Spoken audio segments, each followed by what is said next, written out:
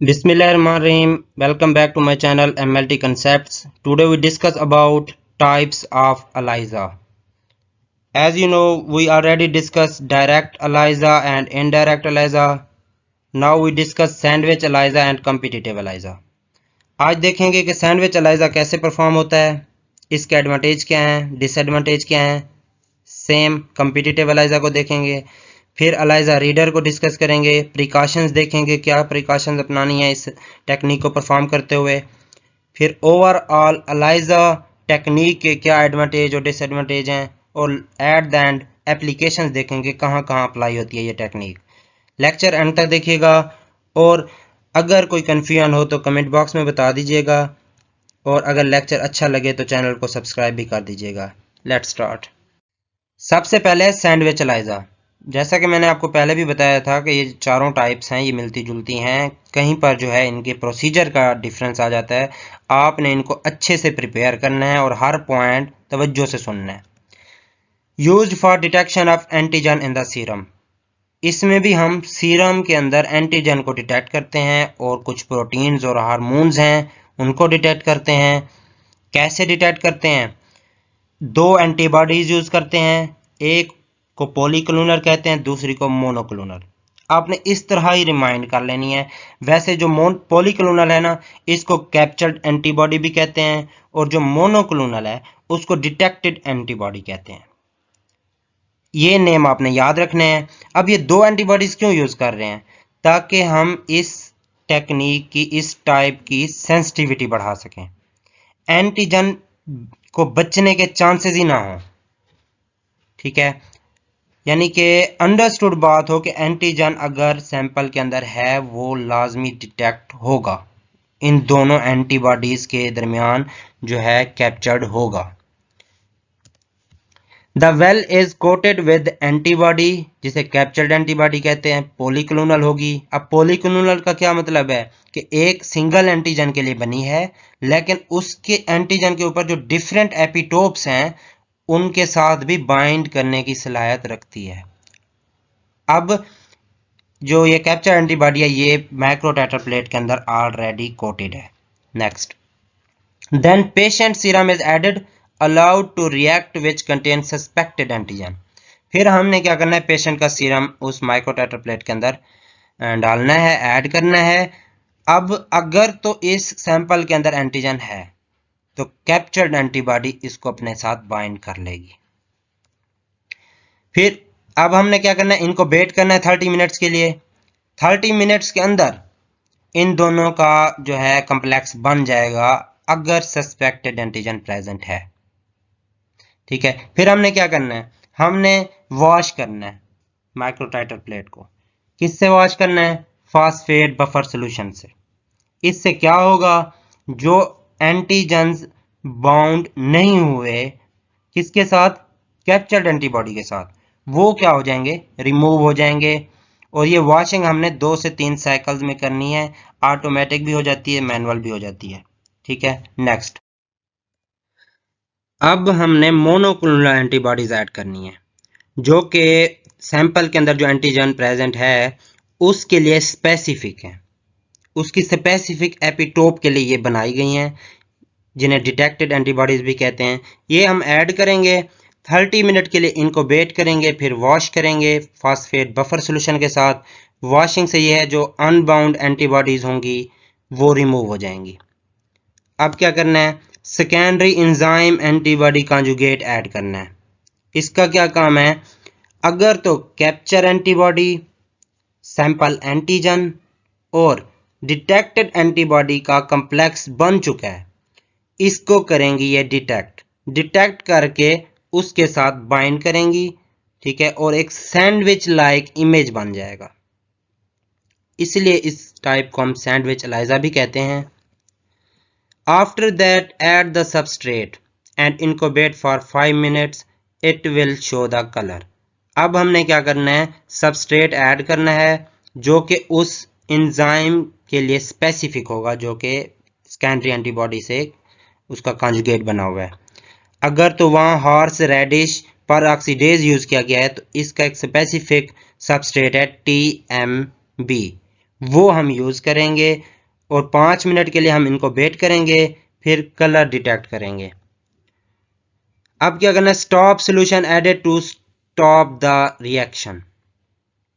हमने क्या किया, जब सबस्ट्रेट ऐड कर लिया, इनको वेट कर लिया और कलर शो हो गया, हमने स्टॉप सोल्यूशन ऐड करना है, रिएक्शन स्टॉप हो जाएगा। Colour can be detected on ELISA reader, फिर हम ने इस कलर को जो है एलाइजा रीडर पर डिटेक्ट कर लेना है। नेक्स्ट, अब हमने देखना है कि ये कंप्लीट प्रोसीजर कैसे परफॉर्म हुआ है। एक माइक्रोटेटर प्लेट है, उसके अंदर कैप्चर्ड एंटीबॉडी ऑलरेडी कोटेड है, जिसकी ये खासियत है कि वो पॉलीक्लोनल है और वो एंटीजन के डिफरेंट एपिटोप से बाइंड होने की सलाहियत रखती है जो कि सैंपल के अंदर मौजूद है। यही एंटीजन है जो हम डिटेक्ट करना चाह रहे हैं। अब हमने डिटेक्टेड एंटीबॉडी डाली जो कि मोनोक्लोनल सलाहियत रखती है, ये आके उस एंटीजन के स्पेसिफिक एपिटोप के साथ बाइंड कर जाएगी। नेक्स्ट, हमने फिर सेकेंडरी एंटीबॉडी कॉन्जुगेट ऐड किया। अगर तो ये कम्प्लेक्स कंप्लीट बनेगा तो ही आके जो इंजाइम लिंक्ड सेकेंडरी एंटीबॉडीज हैं वो आके डिटेक्टेड एंटीबॉडी के साथ बाइंड होगी। FC पोर्शन यूज होगा डिटेक्टेड एंटीबॉडी का, और जो सेकेंडरी एंटीबॉडी है उसका फैब पोर्शन इन्वॉल्व होगा। इस तरह ये बाइंडिंग होगी।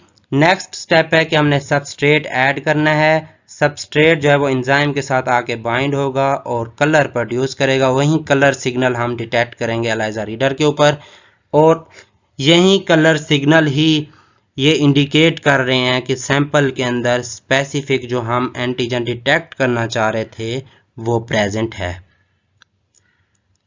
यहाँ तक सैंडविच एलाइजा में अगर कोई इशू हो तो मुझे कमेंट बॉक्स में बता दीजिएगा। नेक्स्ट है, सबसे पहला एडवांटेज इस टेक्निक का, इस टाइप का ये है कि हाई स्पेसिफिसिटी। 2 एंटीबॉडीज यूज करने से ये हुआ है कि एंटीजन जो है वो डिटेक्ट हो जाता है और वो भी स्पेसिफिक, कोई भी फॉल्स पॉजिटिव रिजल्ट नहीं देता। हाई सेंसिटिविटी है, यानी कि लो क्वांटिटी ऑफ एंटीजन भी डिटेक्ट हो जाती है। सूटेबल फॉर कम्प्लेक्स सैंपल्स, अब एंटीजन जो प्योरीफाई नहीं हुआ ऑलरेडी उसको भी ये डिटेक्ट कर सकता है क्योंकि हमने 2 एंटीबॉडीज यूज की है। Sandwich ELISA is a common tool to diagnose influenza को डिटेक्ट कर सकते हैं like avian flu. 4th number पर है कम्पिटिटिव एलाइजा। ये बहुत ही कंसेप्चुअल है, काफ़ी जगहों पर कन्फ्यूजन है, मैंने बहुत रिसर्च की है, फिर जाके मैंने इसको बहुत ही आसान वे में एक्सप्लेन किया है। इंशाल्लाह आपको समझ भी आएगी, गौर से सुनिएगा। Use for both detection of antigen and antibody, इन दोनों की डिटेक्शन के लिए ये टाइप यूज होती है। अब हम देखेंगे कि अगर एंटीजन को डिटेक्ट करना है तो क्या प्रोसीजर है और एंटीबॉडी को डिटेक्ट करना है तो क्या प्रोसीजर है, मिलते जुलते हैं। सबसे पहले देखेंगे फॉर एंटीजन कि अगर पेशेंट के सैंपल में हम किसी भी इन्फेक्शन का, लाइक कोई बैक्टीरियल इन्फेक्शन है या कोई मलेरिया है, तो उसका अगर एंटीजन हम देखना चाह रहे हैं पेशेंट के सीरम के अंदर तो हम क्या प्रोसीजर अडॉप्ट करेंगे। सबसे पहला स्टेप है कि आपने माइक्रोटाइटर प्लेट लेनी है जिसके अंदर एंटीबॉडी कोटेड हो। याद रहे एंटीजन डिटेक्ट करने लगे हैं हम। दूसरा स्टेप है कि पेशेंट का सीरम लो जिसके अंदर सस्पेक्टेड एंटीजन है। फिर क्या करना है, एंजाइम लेबल्ड एंटीजन लेने हैं एक ट्यूब के अंदर, दोनों जो कि कमर्शियली प्रिपेयर्ड होंगे हमारे पास। अब दोनों को हमने मिक्स करना है, इनको बेट करेंगे, दोनों को मिक्स करेंगे, एक सोल्यूशन बनाएंगे। अब सोल्यूशन जैसे ही रेडी हो जाएगा हमने अब क्या करना है, तीसरे नंबर पर है कि जो हमने माइक्रोटाइटर प्लेट लिया है जिसके अंदर एंटीबॉडी कोटेड है उसके अंदर हमने BSA सोल्यूशन ऐड करना है जो कि बोवाइन सीरम एल्ब्यूमिन है। ब्लॉकिंग कर देगी एक्स्ट्रा स्पेसेस की जो कि नीचे बॉटम पे हैं, क्योंकि ये जो माइक्रोटाइटर प्लेट होती है ये अट्रैक्ट करती है, एब्जॉर्ब कर लेती है किसी भी एंटीजन या एंटीबॉडी को। तो हमने इसको BSA से क्या कर लेना है, ब्लॉक कर देना है, ताकि जब हम एंटीजन का सलूशन डालें तो एंटीजन जो है इसकी बॉटम पर आकर अटैच ना हो। फोर्थ नंबर पर है, यही सोल्यूशन हमने ऐड करना है किसके अंदर, जो हमने सोल्यूशन बनाया हुआ है ऑलरेडी, हमने इसी माइक्रोडाटा प्लेट के अंदर ऐड कर देना है ये वाला सोल्यूशन। अब ये सोल्यूशन हमने ऐड किया, competition start. Competition basically competitive ELISA इसीलिए कहते हैं कि ये कंपटीशन है बिटवीन सीरम एंटीजन जो हम डिटेक्ट करना चाह रहे हैं और एंजाइम लेबल्ड एंटीजन। ठीक है, कि कौन सा जाके पहले बाइंड होगा एंटीबॉडी के साथ। अब दोनों एक दूसरे के साथ कंपीट करेंगे। हमने नेक्स्ट क्या करना है, इसी ये जो हमने माइक्रोडाटा प्लेट के अंदर सोल्यूशन डाला है इसको इनक्यूबेट करना है 30 मिनट के लिए, किसके अंदर, इनक्यूबेटर के अंदर। इनक्यूबेटर के अंदर इनक्यूबेट करने के बाद हमने क्या करना है, जो है ये देखें अब होगा क्या। ये कंपटीशन स्टार्ट हो गया था, यहाँ पर आप देख सकते हैं एंटीजन आकर बाइंड हो गए हैं एंटीबॉडी से। कौन से एंटीजन, जो हम डिटेक्ट करना चाह रहे हैं, जो कि सीरम के अंदर प्रेजेंट है। ठीक है, और एंजाइम लेवल एंटीजन बाइंड नहीं हुए। इट्स मीन के ये कंपटीशन एंटीजन जो सीरम के अंदर था उसने जीत लिया है, वो आके एंटीबॉडी के साथ बाइंड हो गया है। अब हमने वॉश करना है, नेक्स्ट स्टेप है किसके साथ, पीबीएस के साथ, फॉस्फेट बफर सोल्यूशन के साथ। जो अनबाउंड एंटीजन है वो हो जाएंगे रिमूव, ये वाले। अब ये रिमूव हो गए, देखें यहाँ पर नहीं है प्रेजेंट। अब इसके अंदर हमने देखनी है कलर चेंजिंग। अगर तो जो एंजाइम लेबल्ड एंटीजन थे वो बाइंड हो जाते तो कलर शो होता, लेकिन क्या होगा कि एंजाइम लेबल्ड एंटीजन अटैच नहीं हुए, यहाँ पर सीरम एंटीजन अटैच हुए हैं, तो कोई भी कलर प्रोड्यूस नहीं हुआ। और इसका मतलब ये है टेस्ट क्या है, पॉजिटिव है। ठीक है, यहां तक समझ आ गई है। यहां थोड़ा सा इनवर्स प्रोसेस इसलिए है क्योंकि हमने कंपटीशन कराया एंजाइम लेबल्ड एंटीजन और सीरम एंटीजन के साथ। जो एंजाइम लेबल्ड एंटीजन होता है वो कलर प्रोड्यूस करता है सबस्ट्रेट के साथ बाइंड होके, जो सिंपल एंटीजन है वो प्रोड्यूस नहीं करता।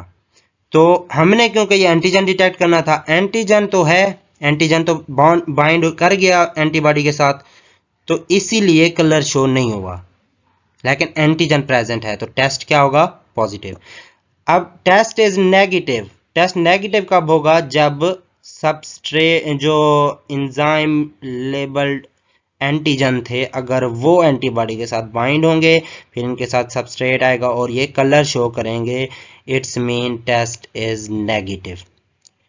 तो ये था, इस तरह हमने एंटीजन को डिटेक्ट करना है कॉम्पिटिटिव एलाइजा के अंदर। ठीक है, नेक्स्ट है।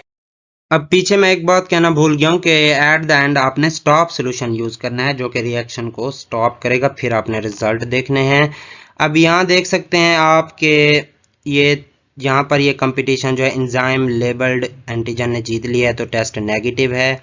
कलर्ड शो किया है, कलर्ड की ज़्यादा एब्जॉर्बेंस आ रही है, और यहाँ पर जो है सीरम एंटीजन ने ये कंपटीशन जीता है और ये ज़्यादा प्रेजेंट थे और हम भी यही डिटेक्ट करना चाह रहे थे, तो ये टेस्ट पॉजिटिव है, बट कलर की जो एब्जॉर्बेंस है वो लो लेवल पे आ रही है।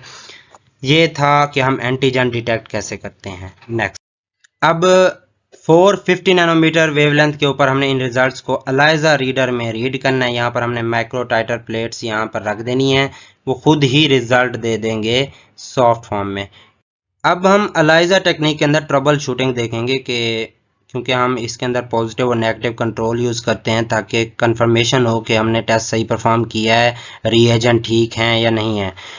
तो क्या क्या आ सकते हैं, negative control with strong signal.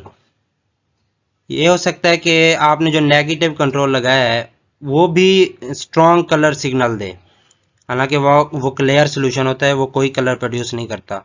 तो ये किस वजह से हो सकता है, इनएडिक्वेट रिंजिंग ऑफ प्लेट्स, यानी कि आपने जो प्लेट की वॉशिंग किया वो ठीक से नहीं की, या रिएजेंट्स नॉट सफिशिएंटली डाइल्यूटेड, सही से रिएजेंट डाइल्यूट नहीं किए। इनएडिक्वेट blocking of plates, BSA solution जो यूज़ किया उससे सही ब्लॉकिंग नहीं हुई। Non specific binding of the enzyme conjugate, enzyme conjugate जो था वो ठीक से बाइंड नहीं हुआ। Appearance of the color is in negative control wells may also indicate cross reactivity. अगर negative control के अंदर कोई color signal आ रहा है, it's mean कि कोई cross reactivity हुई है. Positive control with no signal. अब देखें सब कुछ उलट है कि अब पॉजिटिव कंट्रोल को तो सिग्नल देने चाहिए, कलर शो करना चाहिए, क्योंकि हमने इसी के साथ रिजल्ट्स कंपेयर करने हैं. ये कलर नहीं दे रहा, तो क्यों नहीं दे रहा? Microwell plates not coated properly, आपने सही से कोटेड नहीं की. Reagents applied in the wrong order, आपने रीएजेंट जो है वो तरतीब से यूज नहीं किए. Secondary antibody not matched to the species of the primary antibody, इसलिए वो बाइंडिंग नहीं हुई या रिकॉग्नाइज नहीं किया. एंजाइम कॉन्जुगेट डिफेक्टिव और इनहिबिटेड बाय कंटेमिनेंट, कंटेमिनेशन की वजह से एंजाइम जो है वो बाइंड नहीं हुआ और क्या हो गया? इनहिबिट हो गया. Detector antibody not compatible with capture antibody, अगर आप सैंडविच मेथड यूज कर रहे हैं उसमें यह है कि जो आप डिटेक्टर एंटीबॉडी यूज करें वो कैप्चर एंटीबॉडी के लिए क्या है? कंपैटिबल नहीं है. अब कुछ प्रिकॉशंस हैं जो आपने एहतियात करनी है ये टेक्निक परफॉर्म करते हुए. Use of exchange type pipette, ऐसी पिपेट यूज करें जो डिस्पोजेबल हो, ये आपको मेंशन किया गया है कैसे करनी है. दूसरे नंबर पर है plate cover. During incubation well plate should be covered using the plate cover, plate cover रखना है ऊपर रूम टेम्परेचर में. कोटिंग ऑफ वेल, तीसरे नंबर पर है कि कोटिंग कैसे करनी है. Coating of wells should be proper with the addition of blocking solution, आपने ब्लॉकिंग सोल्यूशन लाजमी यूज करना है, BSA सोल्यूशन लाजमी यूज करना है. वो जो है इस तरह से एम्प्टी स्पेसेस को ब्लॉक कर देगा और कंटेमिनेशन नहीं होगी. ठीक है, ये एंटीबॉडी के लिए था और ये एंटीजन के लिए. नेक्स्ट है एडवांटेज क्या है. अब 4 टाइप्स हमने पढ़ी हैं. टोटल एलाइजा के एडवांटेज क्या हैं? लेस कॉस्टली है, सेफेस्ट है, easy visualization of results with a high level of accuracy, specific भी है, हाईली सेंसिटिव ऐसे है, प्रोटीन को डिटेक्ट करता है पिकोमोलर टू नैनोमोलर रेंज तक, और easily automated for performance of large number of test, बहुत सारे टेस्ट आप ऑटोमेटिकली परफॉर्म कर सकते हैं. रिक्वायर मिनिमल रिएजेंट्स भी कम रिक्वायर्ड हैं. क्वालिटेटिव और क्वांटिटेटिव दोनों मेजरमेंट कर सकते हैं जिसके अंदर एंटीजन और एंटीबॉडी आप डिटेक्ट कर सकते हैं. Can be done by personal with only minimal training, एक टेक्नीशियन भी ये अच्छे से काम परफॉर्म कर सकता है. नेक्स्ट डिसएडवांटेज क्या है? एंजाइम एक्टिविटी में be affected by plasma constituents, अगर सीरम को आपने सेपरेट किया उसमें कुछ फिब्रिनोजन वगैरह या प्लाज्मा कंस्टिट्यूएंट्स आ गए हैं तो एंजाइम एक्टिविटी डिस्टर्ब हो सकती है. किट्स आर नॉट चीप, सस्ती नहीं है, महंगी है भाई. फॉल्स पॉजिटिव फॉल्स नेगेटिव जो है रिजल्ट आ सकते हैं क्योंकि एंटीजन जो है वो अपनी एपिटोप्स अगर उन्होंने चेंज कर दी हैं तो इस वजह से. अब हम देखेंगे कि एलाइजा की जो टेक्निक है कहाँ कहाँ अप्लाई होती है. हार्मोन्स, विटामिन, मेटाबोलाइट्स या डायग्नोस्टिक मार्कर्स के लिए यूज़ होती है. थेराप्यूटिक ड्रग मॉनिटरिंग, अगर हमने देखना है कि ड्रग का कितना इफेक्ट हो रहा है बॉडी के ऊपर उसको चेक करने के लिए. डायग्नोस्टिक प्रोसीजर के लिए किसी भी इन्फेक्शन के, और detection of potential allergens in the food के अंदर कोई एलर्जन डिटेक्ट करने के लिए एलाइजा की टेक्निक यूज़ होती है. Thank you so much for watching. Lecture अच्छा लगा हो तो चैनल को सब्सक्राइब भी कर दें. अल्लाह हाफिज़.